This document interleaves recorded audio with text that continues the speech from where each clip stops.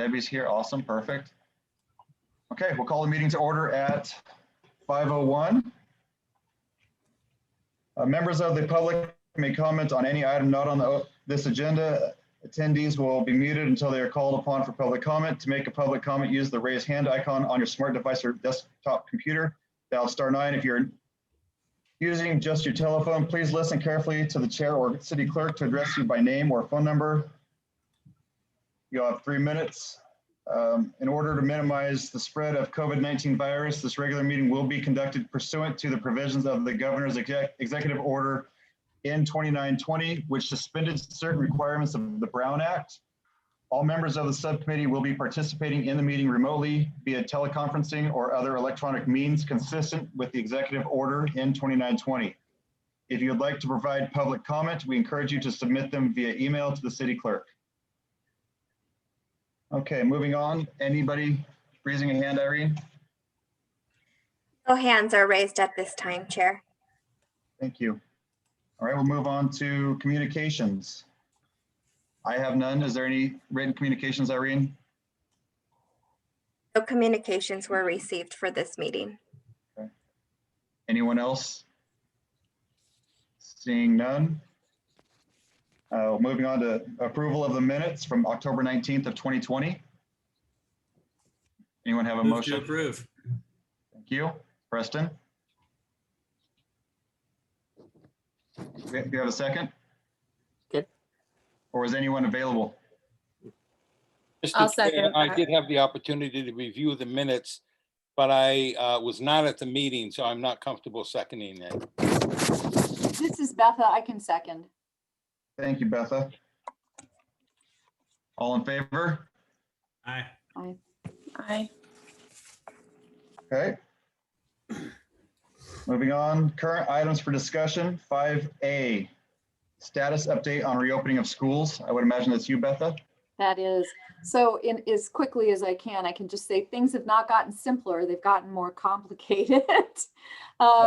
There have been several different things that have happened since our last meeting, primarily the introduction of guidance from both Cal OSHA and now the CDPH, and some steps that we need to take. And there's still a lot of confusion around exactly how we, for instance, there's language that says that you need to create a new MOU, but if we're in the process of developing an MOU, does it count, right? You know, because everyone's been bargaining with their units regarding hybrid and distance learning and so on. But one of the other primary factors that we're still really trying to sort through are vaccinations and how that might impact reopening or accelerate or slow down the process. It looks like it could be quite a long process to get everybody vaccinated, you know, with both doses. And that timeline continues to get pushed back in our county. We have I think 6 times the population of Mendocino County. So it's a different monster. Same with Marin, we're like 5 times that of Marin. And then the other factor is there are some requirements in the current guidance for reopening around testing cadences and making sure that you can test both staff and students. Although you can't require students to test, you have to be able to test. And the testing cadences are very different depending on what color you're in. So right now, everyone is sort of waiting to figure out if the state's going to help us with testing, because the testing is it's an insurmountable barrier right now.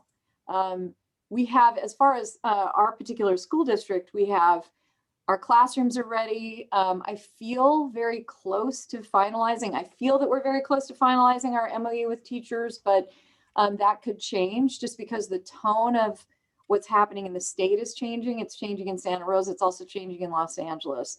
The CTA, the primary union in the state, is taking a slightly different direction right now. And we don't know how that's gonna pan out.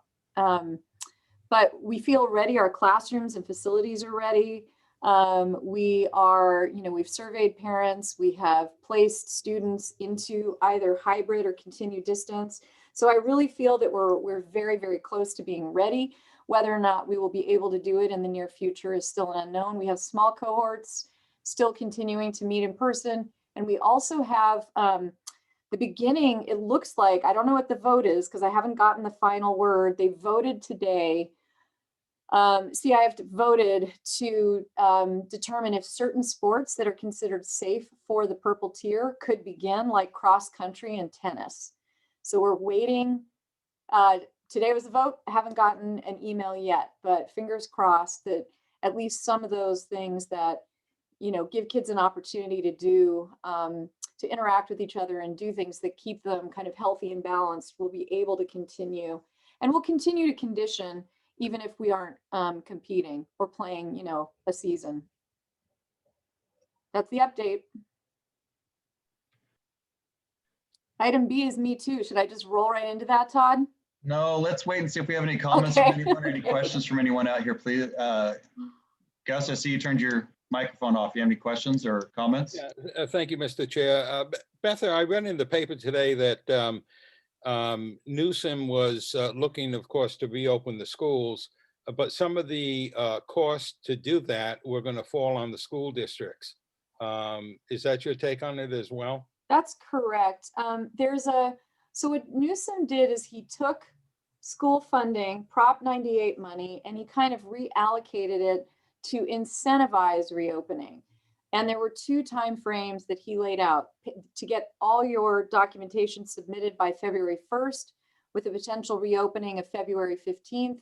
And then there is a March deadline that was sort of, you got less money, but same thing. You know, if you met that deadline, you got, instead of 450, you got 350, something, you know, ballpark. And one of the things that the state is supposedly underwriting, but inevitably is going to fall to districts is the cost of testing. So what the state has said is, oh, you can just apply for, you know, Medicaid to cover the cost of tests, and then the state will reimburse you for the cost of tests. Well, if anyone has worked in a large organization and you're running, you know, hundreds, if not thousands of procedures or tests or whatever, you know, you have to bill back.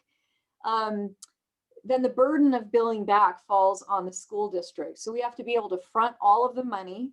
And then what we don't get reimbursed for is going to fall on the district. And the cost of each test is $55, notwithstanding shipping and handling, both to and from the school or district. So it's a really, and then depending on how much you do the testing, your price goes down. The cost goes down from $55 to $39. But it adds up to, for our district, we just did a ballpark, $30,000 if we're giving 1,000 tests a week, or every 2 weeks, it came out to $30,000. And so that would be on a rolling basis. So that, as you can imagine, adds up.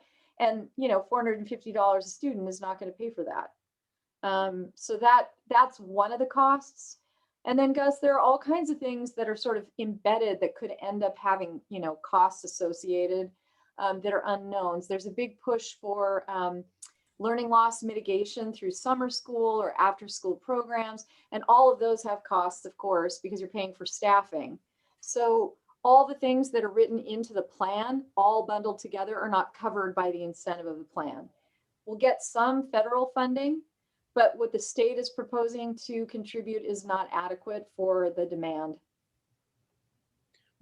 What is the logic behind the lack of funding that the schools get from the state?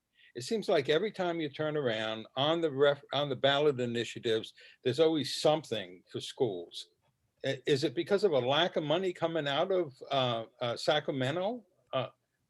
I just don't get it. I mean, I know we're going to have a discussion here about at some point about the school district doesn't have enough seats or enough money to build schools, and the city is letting more housing come in. Well, has that ever been, I'm sure it's been spoken to, I'm sure you've spoken to Newsom about that. Well, not personally, but but yes. I mean, there's historically, you know, in California, we are one of the most poorly funded education systems in the nation, in terms of the per capita earnings and population. So there's many different things we could say. A lot of it has to do with property tax reform. A lot of it has to do with the cost of doing business in California. For instance, in the recent past, the big push to increase teacher salaries to a wage that allows people to live in the communities where they teach. So all those things drive the cost of education up in California. The number one cost, just as you might predict, is the HR, the people, the teachers, the staff. And so the past few years have been extremely expensive in California for school districts. I'm not sure how you change that without reorganizing things like taxes. And I think in California, there could be a conversation about prioritizing education over other things, but if you look at the state budget, education has a huge chunk of the state budget. It's not a small, we get the majority. I don't know how to answer that, Gus. There are departments within the California Department of Education that are responsible for things like school construction and assigning state dollars. And we are exploring that right now. We've hired a consultant to help us do that. There are so many requirements, though, that the state sets up for things like new school construction. And I will just say that the cost of construction in California is insane right now. The last quote we got, it's about $1.2 million to build one classroom. So if you want to build a school with 30 classrooms, which is kind of a medium-sized school, maybe a middle school, not a high school, where you're looking at $30+ million just for that one campus. Yeah, the quotes we got were 30 million to 100 million to build a new campus. And that was about 2 years ago that we were pricing it out when we were driving around looking at properties. And I think you see the same thing with the state funding of education, just like you've seen through your tenure with the state funding of cities. Yeah. It's all a shell game. And just like they've diverted so many dollars that used to come to the city, redevelopment funds and things like that, ever since Prop 13, that same sort of shell game has happened with school districts. And so there was following Prop 13, there was no mechanism to refurbish the funding system. They just eliminated that structure, but they never built back up a different structure. And even if you look at per pupil spending in education, we always say, thank God for Mississippi, otherwise we'd be 50th in per pupil spending. Yeah. It's like Mississippi's, I think Alabama's close, but Mississippi and Alabama are about the only states that spend less per student than California does. Well, thank you for that, Beth and Preston. Thank you. And then the other thing to go on top of that, Gus, to piggyback, the public schools don't get broken down evenly because of property taxes. And so like Healdsburg gets almost twice as much as we do. And so it's not a fair thing. And so that's why our school always suffers more than others. And that's why we kind of always have that push back and forth between us, the city and the schools, and trying to compare how much we each student we get for each student there. So I will add that we're in the bottom tier of funding in the county per pupil. I'm happy to share that. The last report I have seen is a couple of years old. The county office will run a report, but typically the ranking doesn't change. The amount of dollars may change, but everyone is moving around. So we are in, I would say, the bottom of the 40 plus, districts in the county. We're in the bottom 7. Thank you. Irene, any questions or comments from the public? We have Miss Debbie Howell. Hi, Debbie. Thanks for joining us. Hi.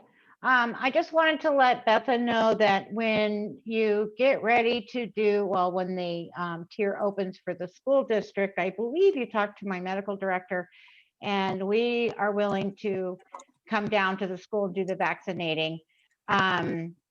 And also, as far as the testing goes, you might think about or talk to Dr. Burdick about doing the rapid testing.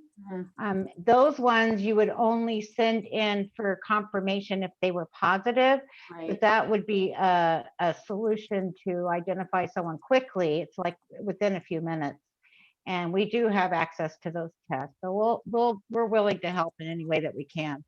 Thank you, Debbie. We were given the instructions not to jump the line, so I've been really careful. I'm so grateful that you guys are there, because you are our sort of back pocket if things get really crazy. But we're trying to be good soldiers and not jump the line right now as this county tries to roll out this big operation. I will say, though, we are in the northern part of the county is in the first group to get vaccinated. So when it begins, we will be in that first group.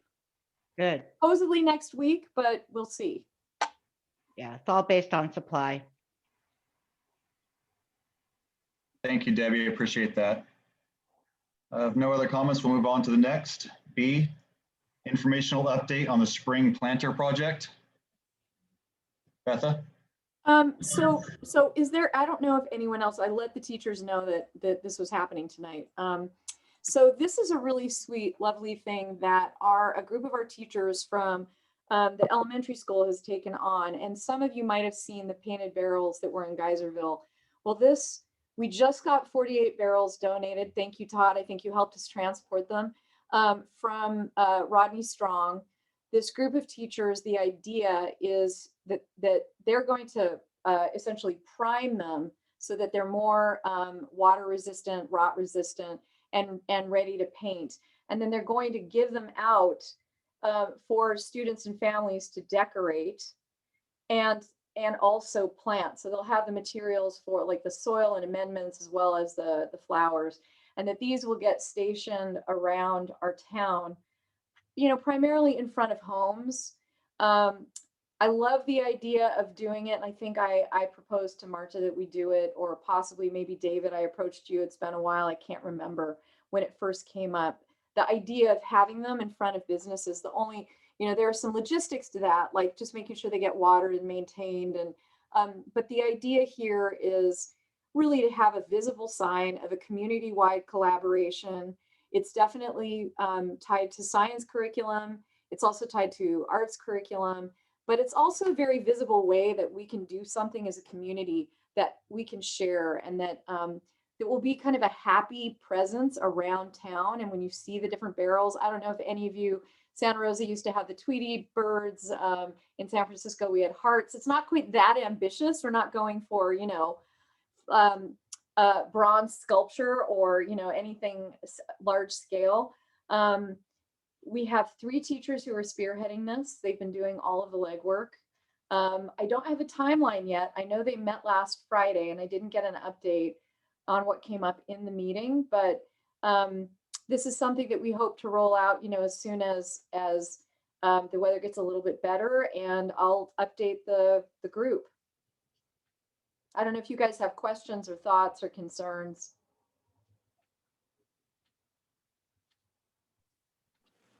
Betha, I attended that meeting on Friday with the great. teachers. Yeah, we gave them some encouragement. I did kind of outline if they were going to be on the public sidewalk, kind of what we'd be looking for. I mean, you mentioned in front of houses, that what I mentioned to them would not apply if it was on private property in front of someone's house. That honestly, that's the easier way to go. Not if you want to put them on the sidewalk in public areas, we are going to have to do just a quick kind of understanding of, that there'll be enough room for ADA access, Right. that someone will remove them when the program is over. So I need to get back to the teachers. They were very nice. We have kind of a standard, real simple agreement that we've used for things like this in the past, that I can, if the direction is that we want to pursue the idea of putting them on public property, we can get that agreement together and get that buttoned up real quick. but you can let me know. I mean, I'm just gonna go down the road of that is what the program is seeking. So I'll use our template agreement and get that going. Unless I hear that you just want to put them in front of people's houses, in which case we wouldn't need it. But that was kind of it. It was a quick meeting. I just outlined some of the information I got from the Public Works Director in terms of, placing things on public property. Well, Kevin, I think that's a good idea to get the T's crossed and the I's dotted, so that when they come back and say, yeah, we want to do it on public sidewalks, we're ready to go. So it's a good idea. Thank you. And I think we did something like this a few years ago with sculptures that a program at the high school did, correct?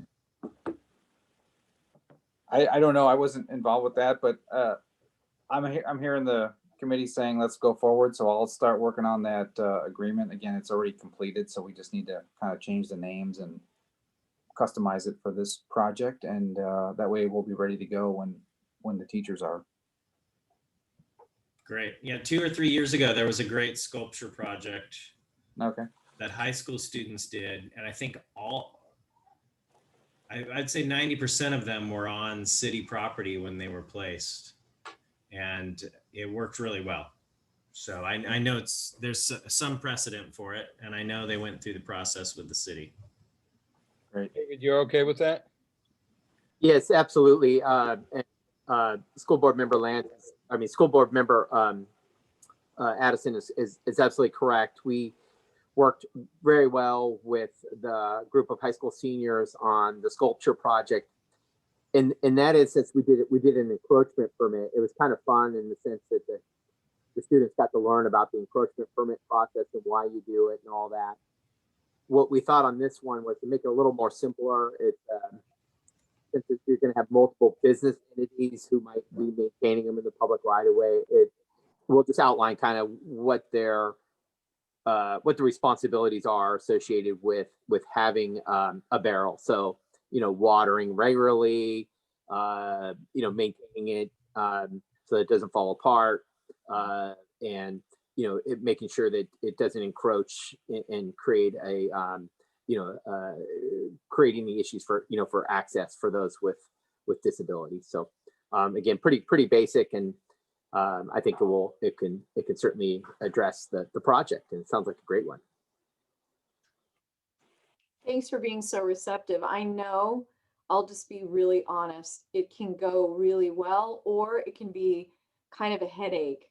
The momentum and enthusiasm and intention is 100% positive, but Kevin, with regard to the public, sidewalks and so on, I have these concerns, and I think depending on the kind of the city's take on it, there was some, kind of understanding that it might not be something that could be, where they could be installed, because they're not that easy to move once they're full of dirt. It's kind of, I don't know. So if you're going to do it, you want to make sure wherever you put them, you can leave them, unless you guys are going to help us with a forklift down the line, or we're going to rent one. I'll add that to my skill set, or maybe, Todd, you can help us out. But to me, the safest thing is to keep them on private property. That would be the most conservative, but I also don't want to undermine any of the momentum. And I appreciate that the city is open to just saying, here are the guidelines, this is what we require, so that if people are motivated to put them outside of businesses or in other places, and I also thought it could be a really great fundraising thing if you were to auction them. Not planted, but to do, to have really beautifully painted ones, or have local artists paint them and then auction them to be installed around town as a fundraiser for our care organization. But that, I tend to go big, and we're trying to keep it, to scale so that it's doable. Are we talking half barrels or full barrels? Half barrels, I think. Yeah. Half. You're right, they will get heavy. I thought if it was a full barrel, I know a lot of times people put false bottoms, Right. and then it's a lot lighter. So I think it'll be good. And just as long as we know who's going to be responsible for if they do fall apart or vandalized, that they're picked up and taken care of right away so that it doesn't start to look sloppy around the town. Thank you to everybody who's involved. Kevin and David, thank you for your hard work on that and making sure that the paperwork's done properly. Irene, is there anybody in public comment? No hands are raised, Chair. Thank you, Irene. If no other comments on this one, we'll move forward. And there is 48 barrels in my shop in case anybody wants to start cutting barrels and moving them. They're pretty heavy. C, Washington Street Extension and City School collaboration. Who wants to spearhead this one? Is this you, David? Chair Lance, I'm happy to start this item. I believe it was requested by Superintendent McLean, but I'll give a brief overview. You know, the City Council has identified a goal of extending Washington Street and connecting from its existing location to south to Healdsburg Avenue, and that will enable kind of through traffic from and by Washington School. You know, part of the goal of extending Washington Street is obviously to improve circulation, take some pressure off the intersection of Healdsburg Avenue and the Boulevard. And as we continue to work on planning for future development of the Times Square property, which currently is identified for a wellness center, and we had Debbie Howell here earlier. Maybe she'll speak to that. Most currently, the council has supported an exclusive negotiating agreement for the southern side of Times Square.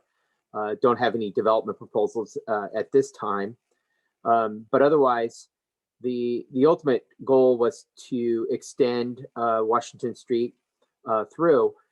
One of the current challenges to facilitating that ultimate connection really is on the most northern end, northwestern end, or the northwestern corner of Times Square, or the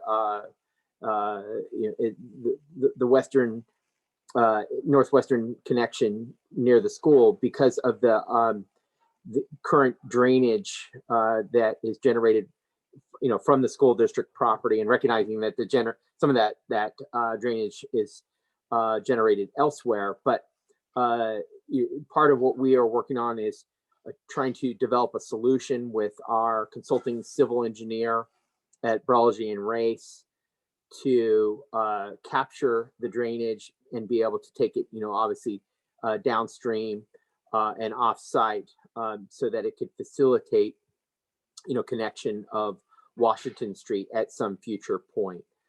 I know with respect to the wellness center, their plans at this point were to provide sidewalks, but not to develop the street section through. And that's been something that's been subject to negotiation. Their current proposal for the street section of Washington Street is roughly about halfway, just past the proposed driveway location that splits the property, but not to extend it and connect it to Washington, to the existing pavement in Washington Street. Ultimately, I think the idea would be to build sidewalks on both sides, along with parking and bicycle lanes to support pedestrian movements, particularly students along that section of the proposed roadway. So I'll just pause there. We can get into a lot of different details. But actually, just literally when I was speaking, an email came in from Sean Jean providing an update on the storm drain relocation. So maybe while others speak, I'll just review what came in, and then might provide a timely update for this conversation. Perfect, David. Thank you for that update. Betha, do you have any information that you want to share on this, or anything you have from the school's engineers as well that we're working with the city, or where are you guys at on that? Well, mostly what we want to make sure we do is that we take advantage of the construction that's going on at the school sites, and the heavy equipment and so on, if there is something that we want to, you know, agree to, or there's anything that can get done, you know, just as we're trying to capitalize on the Baumgartner Ranch early development stages, we want to try to collaborate. We know that the city, and I'm going to let Preston jump in because he has a lot more institutional memory and history, as you might, Todd, but that the, you know, we definitely know we want to improve our pickup and drop off. I know there are concerns about parking. You know, there are a number of things that are tied into the extension, but it seems like this is the right time to talk about it. I know the city had expressed an interest in maybe, you know, discussing an adjustment to the property line so that the city has control of the street. You can see on this map that Irene just put up, there's a spot where we hope to create, well, there could be an improved pickup and drop off, which we think would be safer. Preston, do you want to add anything? I just think this is a project that's win-win for the city and the school. Yeah, we've discussed for a long time, the city needs, I would assume we're going to call it a lot line adjustment, moving the property line to the curb of Washington Street. And I think we should talk about, well, then where does it go once you get south of Citrus Fair Drive? If we have a drop off here, does it follow the curb around the drop off, or does it follow the traffic line to the east of the drop off? I think this is something we could hammer out and work out and get all these issues done. And as we're finishing our entrance to our new facility here, we can make sure that this future extension and everything is incorporated in that. But I think we do need to hammer out, where does the property line need to go? How's this going to work? Who's doing curb, gutter, asphalt, and all that? So I just think this is a win for our community to have worked out. And I think we should put it on the table and see where we can get with it. We're, as you know, our facility's going in there. And if there's something that we need to do there, now's the time. Well, first of all, I have a hard time looking at this chart that's up here. It's very difficult, to see exactly where things are going to be going. But I think it's important that we don't lose sight of the fact that the skateboard park is still slated to go on that facility site there. So any of the undergrounding or anything that you do, I think that has to be taken into account on your end. Yeah, I think we need to open the discussions on all of that and all just see if we can put our heads together and hammer out a solution for this all. Has there been any exploration of an alternative place for the skate park? Beth, there's a few, Councilmember Lands had come up with one. It's just not cost effective to do it that way. Mm-hmm. Acquiring the land, doing the infrastructure improvements on property that we don't own, just seems to be a waste of money. It has to be on sites that's controlled by the city. And, the full city council felt this was an ideal location. It's quite visible to our police department as they drive through. There's people coming in and out of the wellness center. And I think we've agreed and we made it clear to the school board that you tell us to close it, we'll close it. It will not be open during school hours. If necessary, it will only be open on weekends.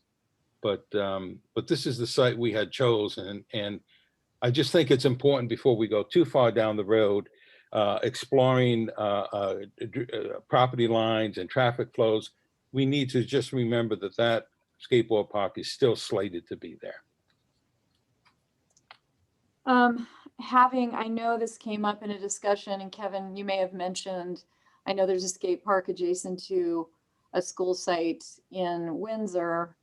I've worked in a district where there was a skate park adjacent to a campus, two actually, and they are extremely high risk for the district and for the city.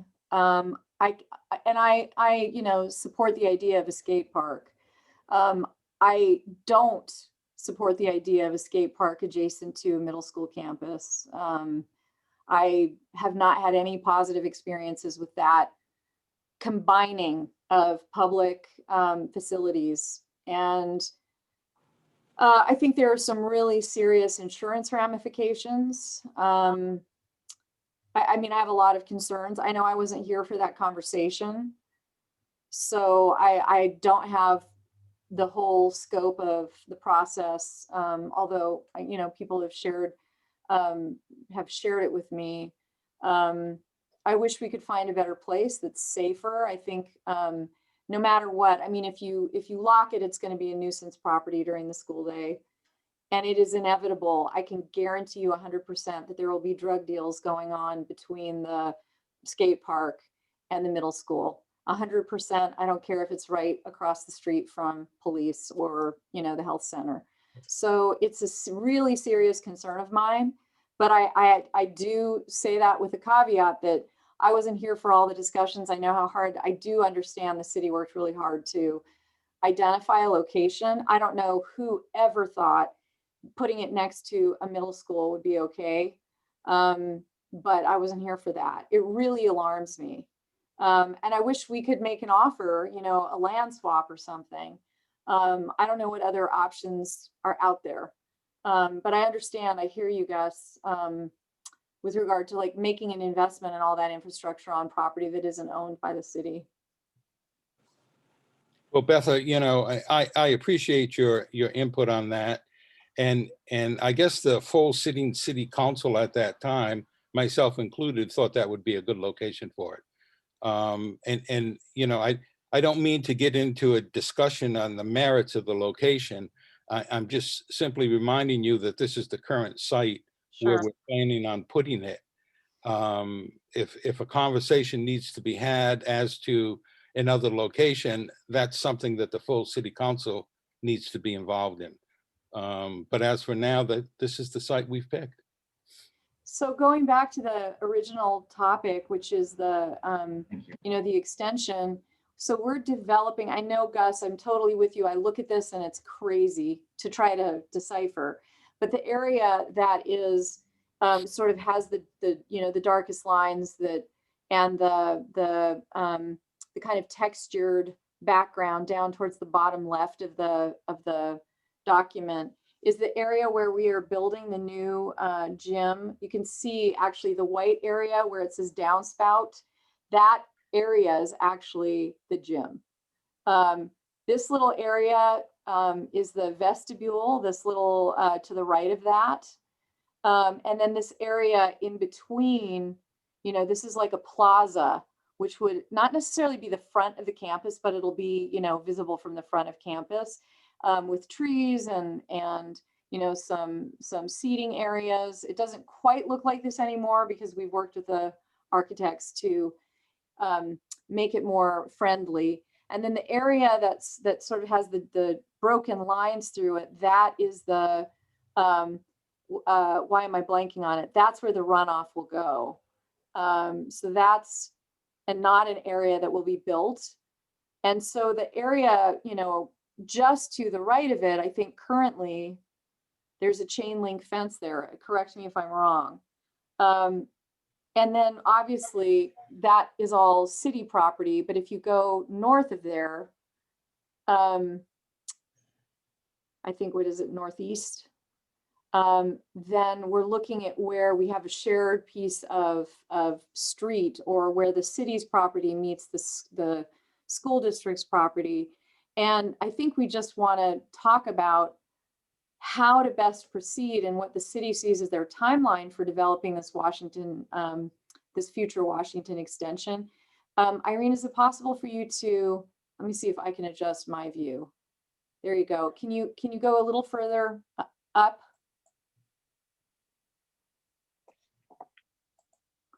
So that's the, the area where we're putting in drainage. I mean, it's coming in from multiple locations. We just want to know what the city's thoughts are on the timeline for that and what the city might want to do in terms of,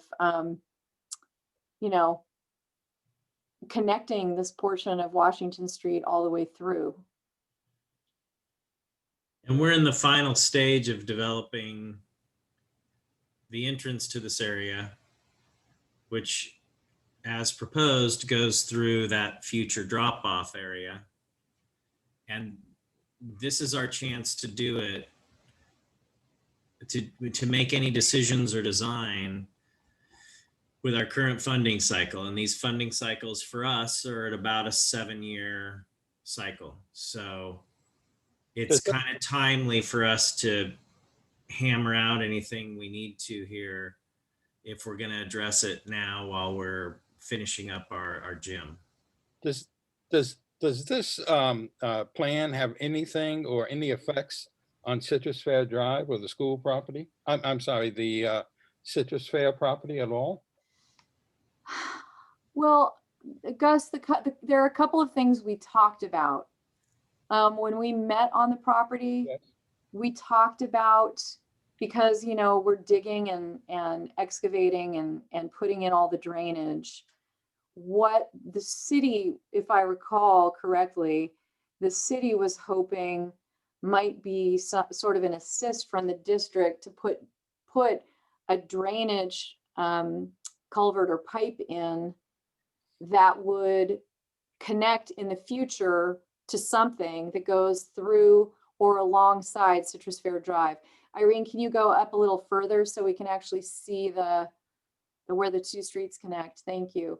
So in that corner where Washington Street and Citrus Fair intersect, and there's chain link along there, I think what we discussed was that the water all seems to drain to that corner.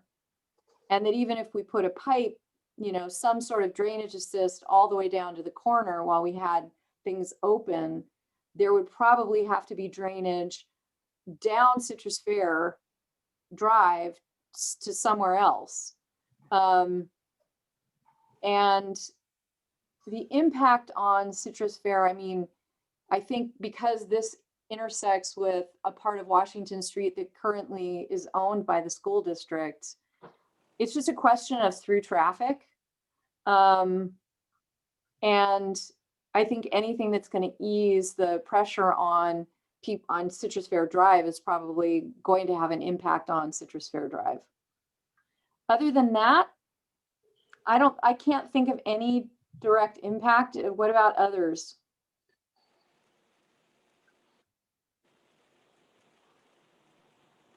Thank you, Betha. David, do you want to comment and talk about the map a little bit and where the city is? Because I'm new to it from your side, so. Absolutely, and kind of pick up on the drainage topic. And based on the analysis that's been performed by Bralgi and Race and our consulting engineer, Sean Jean, right now, and you can see it on the map exhibit where the current 8-inch storm drain terminates into a box culvert, and you kind of see kind of a half square drawn there where the extension of Washington Street is. And that's approximately where about 1/3 of the drainage from the school district property terminates. The other portion is north of, on the northern edge of the school along South Washington Street. And then there's anticipated or expected to be, in high rain events, some overflow from the lid facility or detention basin. I think the concept that's been proposed is whether the storm drain that is reflected there that currently outfalls on Washington Street, along with any excess flow from the LID facility, if that was possible to bring that up to a point of connection at that corner. What Sean Jean has shared as a possible solution would be to run a pipe east down Citrus Fair Drive and connect into a section that is ultimately planned to be constructed by the Wellness Center as part of a new project, and be able to take that drainage, east, basically to the drainage facility that runs adjacent to the on-ramp for Highway 101. You can kind of see a daylight there. The belief being that there's adequate capacity in that system to take, these drainage flows and treat them accordingly.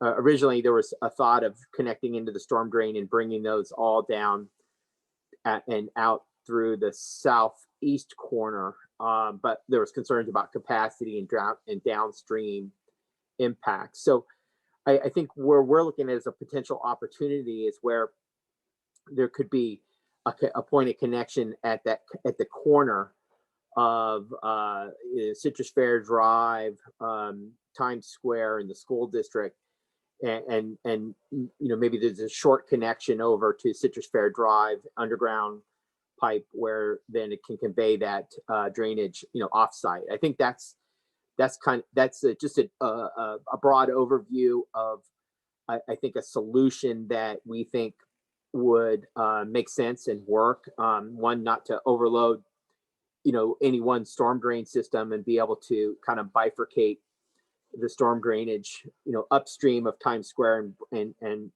drain it across. Granted, some of that is subject to negotiations with the Alexander Valley Wellness Center team.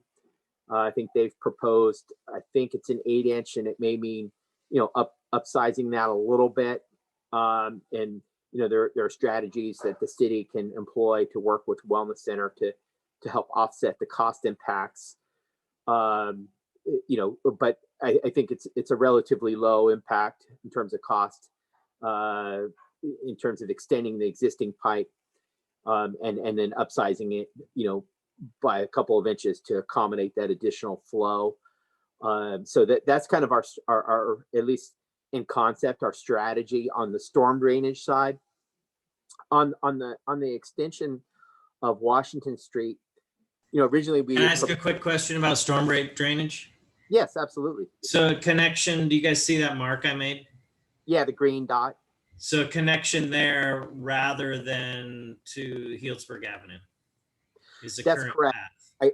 I think because the preliminary analysis that Brelgy and Ray's team did, they were a little concerned. And now, granted, they may be able to make it work if it's not. Originally they calced it looking at all of the drainage from the school site, and they were concerned that there wasn't adequate capacity without a lot of upsizing and then possibly downstream constraints. So that they still may be able to accommodate these just this the central and south connections and take it out to Healdsburg. But I think it just seemed more logical to connect it to the Citrus Fair Drive and run it east from there. But that's the analysis that Sean Jean from Brelgy and Race wants us to confirm with him and be able to do the actual engineering analysis to ensure that it works. But that's at least what we've heard. That existing bubble up would connect down Citrus Fair, and then the overflow from the on-site retention by the new gym would possibly go to Healdsburg Avenue. It could go to Healdsburg, or if it was able to, you're able to basically run a pipe north to the existing pipe and connect in. I don't know how gravity, what it looks like in that area, but whether you could connect it just running along the school district's property and connect into the existing pipe then run the connection. So it all, in theory, all potentially could go down Citrus Fair Drive. Okay. And just, David, to add to your point, I think maybe you said it, but the wellness center plans currently show, I think you're right, it's an 8-inch, but it does not come all the way down to where your green dot was, Preston. It's probably. Yeah, it comes like halfway up, right? Yeah, and that's Yeah. what they needed to do based on their engineering related to drainage. So that could be extended to accommodate the outfall there. Well, now, if I'm understanding this correctly, we have 2 facilities that are going to be tapping into the Citrus Fair Drive pipe. Is that correct? That would be correct, Gus, or Councilmember Walter, under this scenario. Well, who's going to get their permission for us to do that? I know we have a easement, I believe the city does, for maintaining that in its existing size now, but tapping new users into that pipe, I think we would require their approval, would we not? Well, there's currently there's no storm drain located on the south side of Citrus Fair Drive, and it would be along with curb, gutter, and sidewalk the current proposal would be to have Alexander Valley Wellness install a storm drain in the existing area where the curb and gutter would be located. So it wouldn't require necessarily a dedication of an easement from Citrus Fair, because it would be constructed on or within the Times Square property. Gotcha. Okay. Now with that said, council member, we don't have it all perfectly designed, and there's also construction easements that could be very well required and likely just even to construct the project. So some of that would involve some level of discussion with the Citrus Fair. And Chair Lenz, I was going to just complete my input just to touch on the extension of Washington Street. So there's a couple of options I see. This design that's shown on our screens is the kind of one of the earlier iterations, and it was something that Brelgy and Reese came up with they designed in to as I think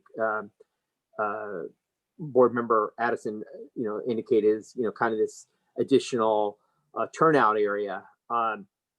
In subsequent redesigns, they really were trying to tighten it up and make that connection work as best as possible. And they, I know Brelgy and Reese kind of eliminated that as trying realigning that connection a little bit better in their most current redesign. So it doesn't reflect that.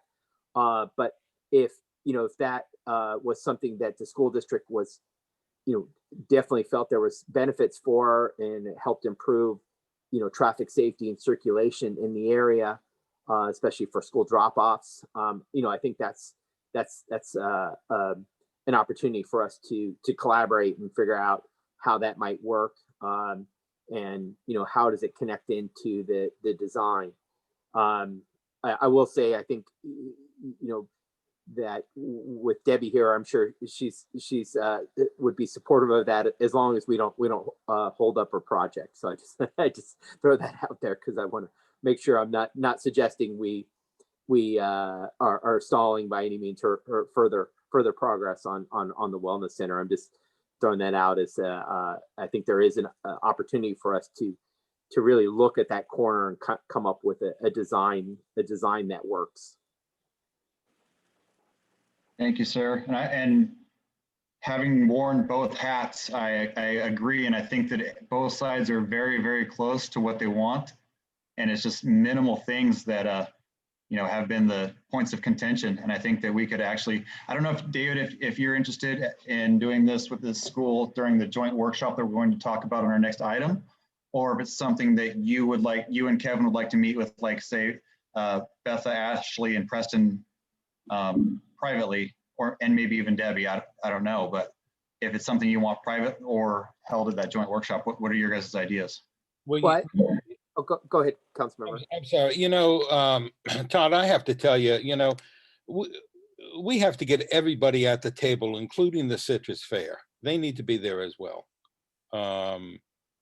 We've been kicking this thing around for years now, and we're getting nowhere. And we're not going to get anywhere. Excuse my English, Betha, but we're not going to get anywhere until we have everybody sitting at the table. So that's my vote. I'll just add to what Gus said. We at the school district right now, this is very timely, because if there's going to be any ask or give construction wise, it has to happen now, because our window for that is closing. And in the spirit of collaboration, I want to try and do this together. Yeah. But our window's about to close, and we won't have any budgetary tools to do this shortly. So I agree. I mean, the whole thing with the Citrus Fair property as well, that's got to be a huge dilemma here. So. Well, then I'm sorry, go ahead. I was just going to go ahead, David. Mutual interests in this specific issue, and staff can, convene a working meeting where we, actually sit down, and I think it'd be beneficial to have our engineering consultant, present in the meeting, and then we can really talk about how best to address this issue. And I think that's what he's asking for direction in the email we got just while we're in this meeting on next steps. So that could be our feedback, is let's set up a meeting, a working meeting, and see if we can't come to a kind of final agreement on a proposed solution, and then we can analyze it, do the appropriate design work, and see if we can't get to a point where we're all in agreement with our respective roles. I think it's going to take a chunk of time. I mean, trying to hammer out the details tonight. I think the real reason we wanted this on the agenda is what Preston mentioned. It has to happen now. Before the window closes on our work on that corner of or that spot of our property. As far as I know, I think our drainage has been resolved. And the question that came up when we met in person was, hey, if you've got it, you got the heavy equipment, you've got the ability to dig a trench and do this assist in this bigger drainage issue, then, we want to try to collaborate. It's sort of, we want to make it a win-win, but I completely agree that Citrus Fair has to be there. I don't think they even know what we're talking about at this point. So that feels critical. And regardless of whether the actual construction of South Washington happens, like doing all the preliminary work, so when it's ready to go, we haven't missed an opportunity. Yeah, we talked about on site putting that connection in that I just sketched on there. But for us, we've got to make that decision soon. And I'm not sure that decision is necessarily dependent on Citrus Fair, and respecting the time and the schedule for this meeting. I had no intent that we would hammer this out now, but wanted to just bring it up on everybody's radar that if we're going to do things like what we talked about, which is extend that bubbler across to where it could be connected in for the district, we've got to make those decisions now, because our window of opportunity is coming to a close. Well, I think Citrus Fair is, Katie has really done an excellent job along with David in improving communications between the city and the Citrus Fair. So I don't think it would be an issue to get them and a couple of their board members at this meeting as well. Yeah. So We know there's an enormous amount of water that has to be moved. And if we put anything in there, it could impact Citrus Fair Drive. Yeah.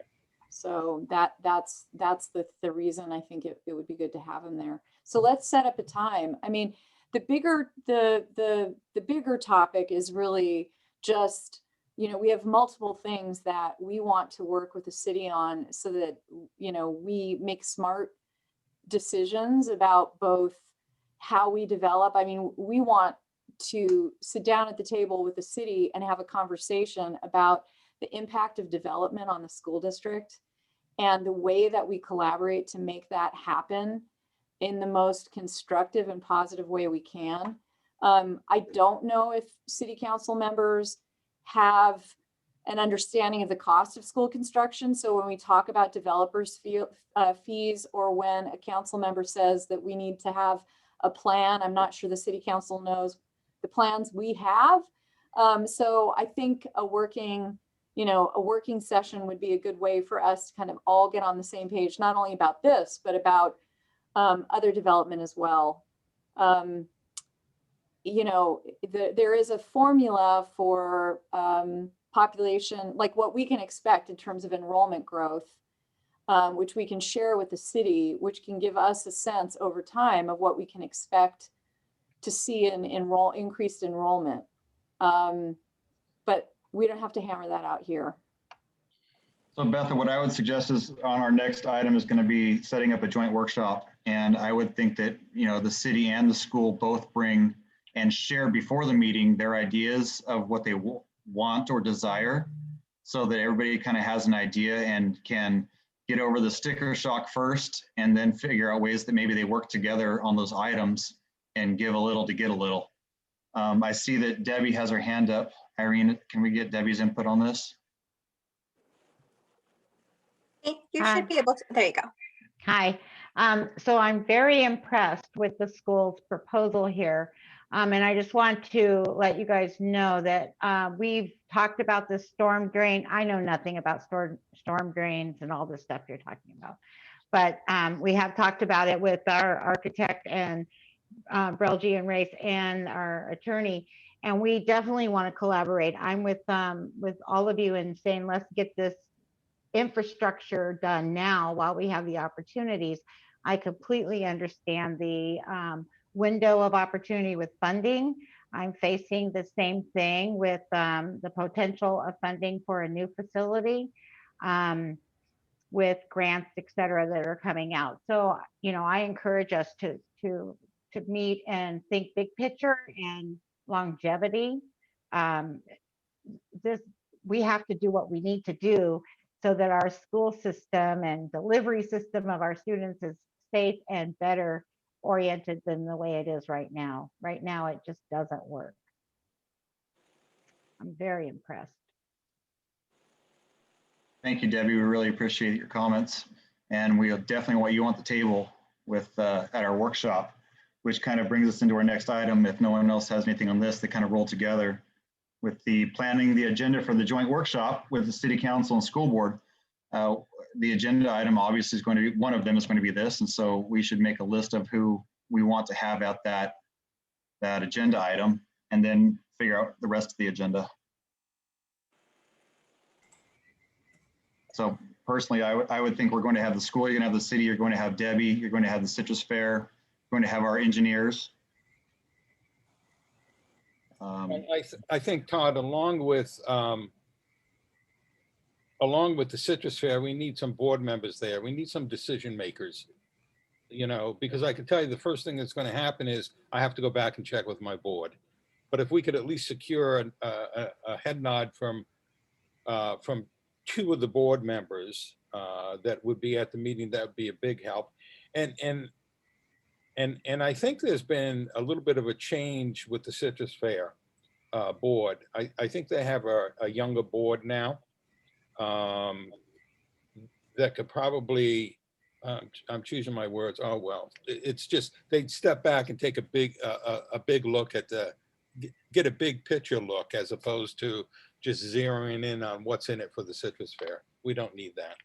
And Debbie, the same with you. If you could have two of your board members come to the meeting with you, we can all put our heads together and hopefully walk away with some instructions to the architects and staff on what we'd like to see. Okay, sounds good. I completely agree with you on that, Gus, and thank you for that comment. I think that my goal of this meeting would be to hammer it all out. And like I said, everybody gives a little, but everybody gets a little as well. And I think that, I think it'll actually go quick if everybody goes in there with that frame of mind. Councilmember Lands, can I ask you a question? It Absolutely. sounds like there's two issues. There's one related to the construction and development of Times Square, which the drainage, all the things we've been talking about. But also I've heard in the past that we're looking for a workshop to discuss the impacts of development on the school. Is that, I was under the understanding that that was going to be the workshop, and then we were going to have more of a working meeting to talk about Times Square, but I'm happy to hear your clarification. And I agree, Kevin, that's actually absolutely right. But I was trying to get it all in one meeting and hammer it all out. Okay, But yeah, if we want to divide it up, absolutely, you're absolutely right. The intention or the first main agenda item was that it was the developments and how it affects the school. So what do you guys think? If you guys want them in separate meetings, we can, revert the agenda back to one item and go from there. Yeah, Well, I'd say, so for the list,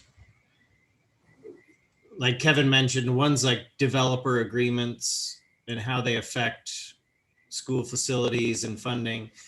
And just so you know, we've been doing tons of work over the last 4 years trying to figure out how to fund school facilities. Extension of Washington or Times Square, however one you want to throw it in. And the other part of that is the skate park. And feel free to veto me. And other items that have come up in our discussions are dog park location as well. So those are the ones that have been floating around for the past few years, and whether they're all addressed at once or separately, I don't really care. But those are the ones I would throw out there to put on our agenda that we can work help each other work for a positive solution to those things. I have to agree with you. I also think they need to be prioritized. I think the Times Square property, the drainage, that's number one. We need to get that off the spot. We could come back later at some point and talk about the skate park. We can talk about maybe the skate park should be second, but we can talk about the development agreements that the city signs when it comes to schools. And the drainage one, that's why I keep pushing that there, because our window's closing on that. Yeah.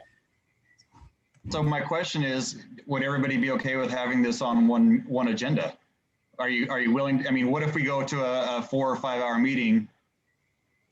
I like maybe what Gus said. If we prioritize these things and say, priority 1 and 2, we're gonna try and resolve, and the other ones we just need to have as part of the picture, and we're not gonna spend a 12-hour session to try and get resolution on them, but have them as part of the picture. I don't know. That's one thought. Exactly. Perfect. Or put them on the agenda, and we can always postpone them and table them until a second meeting if necessary. Yep. Yeah, but I think what Gus said, we gotta know what the priority is for that meeting, which I totally agree. It's that extension area and drainage there.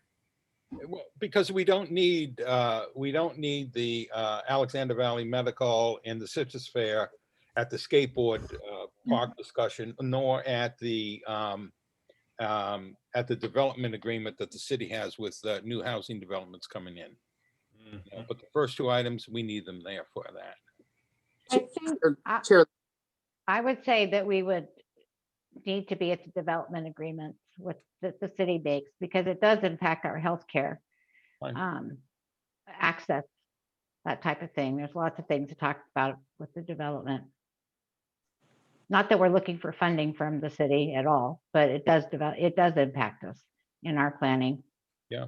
Well, and just as long as everybody remembers, Sacramento's running around with a big baseball bat, hitting all the cities on the head for not developing housing. So depending on how many lumps we can take, how we want to move that forward. So. David, go ahead, please. Chair, then, my recommendation is especially since we have engineers that we pay by the hour, would be to set up a working meeting to focus on the drainage issue, just with in between, city staff, engineers, school district, and Citrus Fair, and we do that prior to the joint workshop, because I think what we could do is, hopefully, if we can come to agreement on a proposed solution, we could then bring that solution to the joint workshop and have that be presented, to both our council and our school board, along with then, we don't have to pay our engineer at that point, hopefully, to sit in what might be a 4 or 5 hour meeting, a bunch of other policy issues that I think will be important to address in a joint workshop. So that's just my thought for the consideration of the subcommittee would be provide direction to staff to set up that working meeting.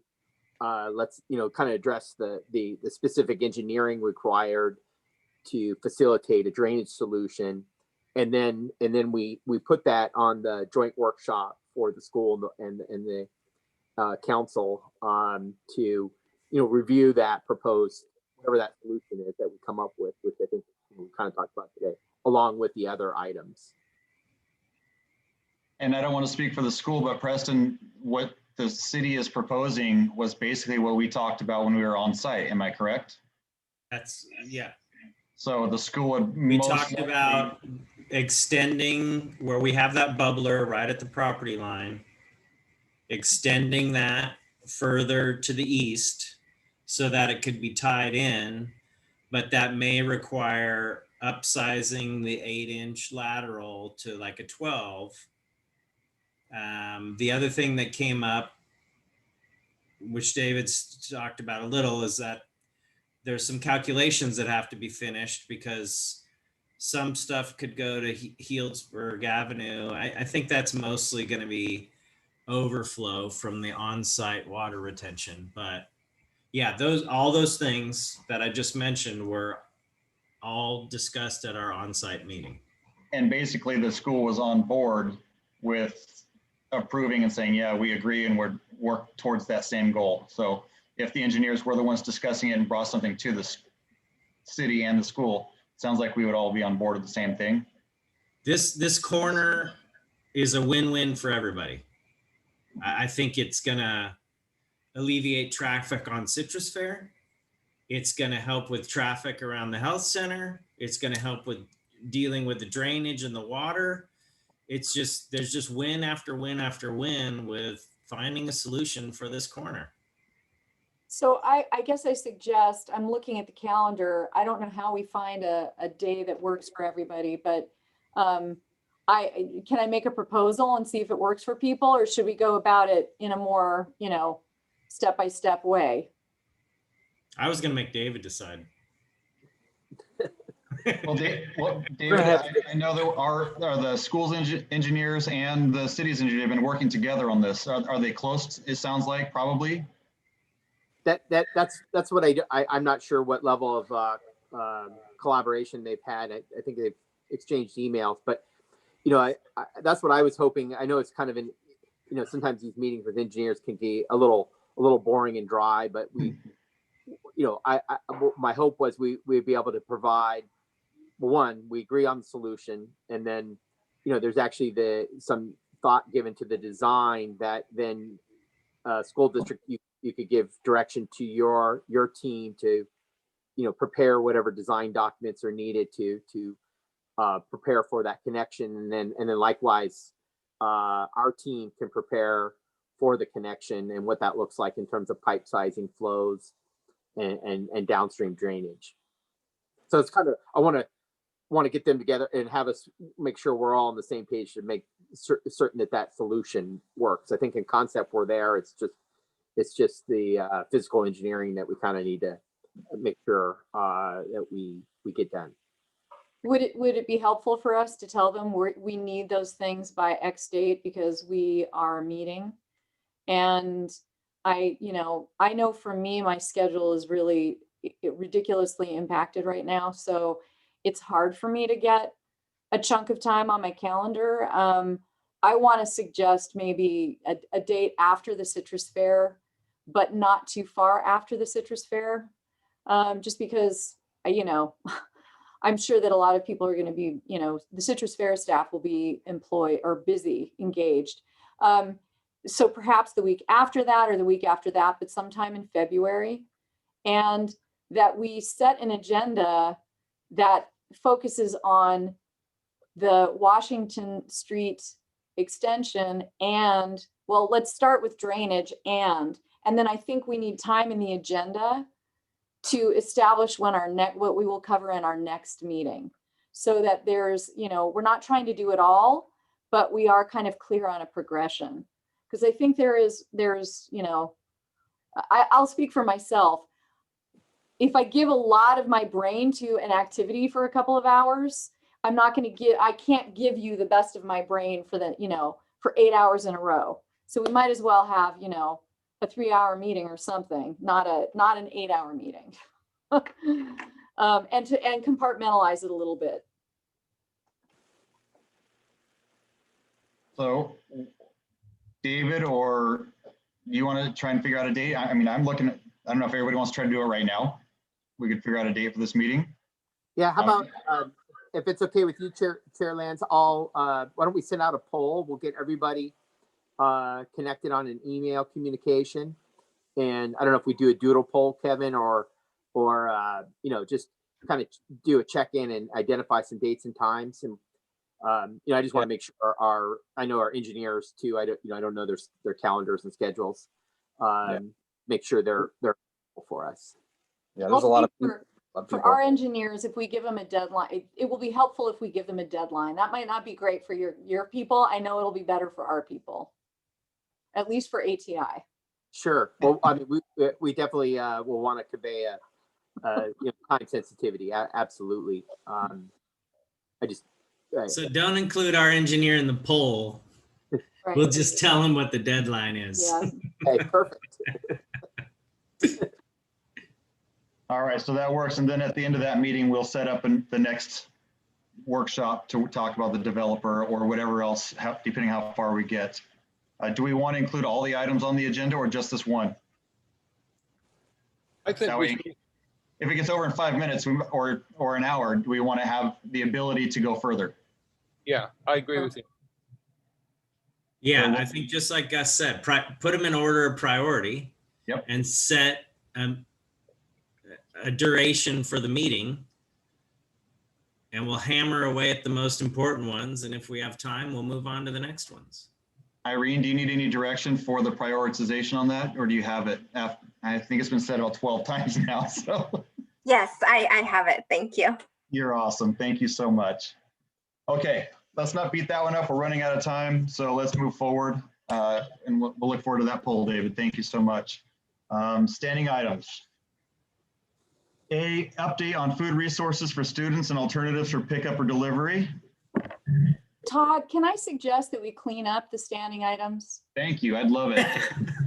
Let's, you know, I think there's been tons of communication on this topic and the city and the school district are working well. I think we can take it off the agenda. Irene and I just communicated about, you know, food access. Yeah, so Resilient Cloverdale is working on things. We've got a good flow. Yeah, it seems like it's been doing very well, and the fact that we can get so much food out, no questions asked, is a beautiful thing, and we appreciate the working together. The next one is update on student access to technology. Well, I think that one's the same unless we've got something we're working on together. I would change it and just put, you know, broadband access within the community. Wi-Fi access. Period, not even specific to students. Of course, students would be affected, but I think we have a collaboration we're working on that is a good thing to keep in the air, but it's not so much about distance learning. It's about just general broadband access. Just a quick report, in case you haven't heard, that the Cloverdale Library is improving and extending their Wi-Fi to have greater signal strength outside their building and into their parking lot. I think Great. the indication by the librarian Anna Dawes was going to extend the signal by an additional 50 feet And I'm not sure that's gone live yet, but they are actively working on putting the Wi-Fi extenders in their parking area. So there may be some, some ancillary benefits to students who need access since this, the library kind of backs up to the school. I've asked Anna to, share with us when librarian Dawes, when they do complete the project, and we can work on, joint communications. But I also want to make sure that our police department is aware, just so that, if there is, additional activity at the library, that they're just aware of it, in case any, if there's any concerns or issues that arise. Thanks for that update, David. Okay, any further comments? Any hands on anything so far, Irene? I know it's only Debbie out there, so No, no hands. thank you. All right, COVID-19 safety and prevention within the community. I think we've pretty much handled that throughout the other ones. We probably remove that off of the standing items unless we have something that changes within the school districts, which we'll note because it's through the tier colors and everything else. Yep, Yep. we're good on that. Okay. D, update on proposed housing projects and future growth. Kevin? Yeah, we haven't received any new projects. I think this committee is pretty aware of all the ones that are either in process or being proposed. Yep. Next time, if you want more specifics, I can give it to you, but we have not received anything new. Thank you, sir. Appreciate that. And then E, we've already kind of beat that one up. Yep. And I think that we can take that off of the standing items and it'll be part of our workshop whenever it is prioritized. Yep. Todd, I noticed something that's not on the agenda that has been in the past, and that was the MOU regarding the resource officer. Okay. David or Kevin, would you like to speak to that to see where we're at? Because I don't know. Yeah, absolutely.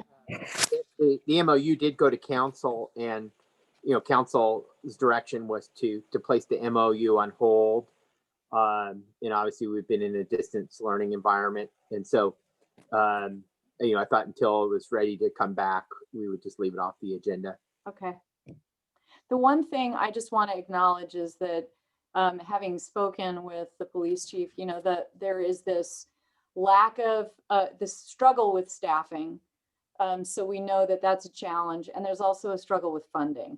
We just don't want to completely drop the conversation because we might be able to come up with some other kind of collaboration that is scaled in such a way that it's feasible for the city and the school district. Why don't we just leave it? And if there's nothing to talk about, then we just skip over it. If your concern is that we're going to forget about it. Put it back on as a standing item. Gus, is that what you're suggesting? Yeah, it's a couple words. It's another item. It's no big deal. Right, David?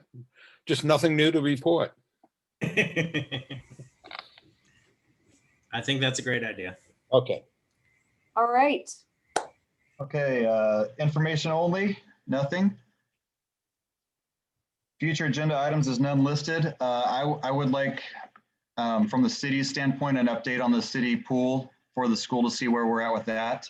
I know it doesn't matter with COVID-19 and everything going on, but maybe we can put that back on as a standing item or something that's, even if it's nothing to report, at least it goes quickly and we can understand where the money is on both parts. Yeah, that'd be great. Other future agenda items anyone else has? It might be nice. I don't, when are we meeting next, you guys? What did we decide? It's every It's other in month. March, right? Okay. So maybe at that point, maybe we can drag Kevin in and we can just share with the city where we are, because our facilities, we keep adding and improving facilities, and those are things that benefit the community. So I don't know whether we've ever shared in this context with, David and with city council members. I mean, Todd, this is sort of a duh because you've been part of Measure H, but these are things that do contribute to, like, our track and field to the community as a whole. So I don't know whether you guys are interested, just offering that as a possible agenda item. Well, I'll just throw out that the collaboration between the city and the tennis club and the school district, I think, was a very positive thing for our community. The pool was trying to be that as well. And I think, as you mentioned, track and field could also be another very collaborative thing between everybody. So I think that's a good idea. Yeah, the only way that we're going to get those hours extended is if we have some sort of collaboration, just because it helps with things Yeah. like safety and maintenance and security, locking up, you know. So I like that idea, Preston. That might be a good topic. Okay. Any other future agenda items? Seeing none. Pending items, there's none. Good of the order. I'll just throw out, and I think we've done a lot of this, just cleaning up our agenda, focusing on things that we have a common interest in and that we can push forward in a positive direction. I think our focus got spread out a little bit there, and I think we can kind of pull ourselves back in and focus on the things that our two groups can really push forward for the betterment of our community. Yeah, I would agree. And being from the other side first and seeing where we were, the relationship was definitely getting rocky. And I know why the school wanted meetings quarterly. And so I'm hoping that we can come together and have a much more positive relationship, because we can definitely help each other, especially the new facilities that the school's putting in. Those are some big facilities that this city can benefit from, whether it be advertising or actually using. And I look forward to the relationship being an awesome one from here on out. So thank you to everybody. The next meeting is scheduled for Monday, March 15th at 5 o'clock. If there's nothing else, this meeting will be adjourned at 6:28. Well, just one thing before we, Yes, guys, I'm sorry. please. You know, I just want to say that, you know, over the years, I've seen new council members come and go. And when new council members come, especially to a subcommittee, they're full of good old ideas, and they just want to share and try and put their arms around everything. And I know over the past few years, Councilmember Cruz has done exactly that. You know, she's really reached out, I think. And I know maybe sometimes there were items that the school board wasn't interested in, but for the betterment of the community, she felt they were. And I have to agree, you know, she brought a lot of good things to the table. And so I just want to say that from a city standpoint, we're going to miss her not being on it. But I'm glad to be back as well, serving with Councilmember Lands. So that's all I had to say. Just a farewell to Councilmember Vice Mayor Cruz. Thank you. Absolutely. Thank you, Councilmember Walter. All right, with nothing else, we'll adjourn at 6:29. Thank you, everyone. I really appreciate your time tonight. Have a good evening, everybody. Thanks. As well. Yes, thank you.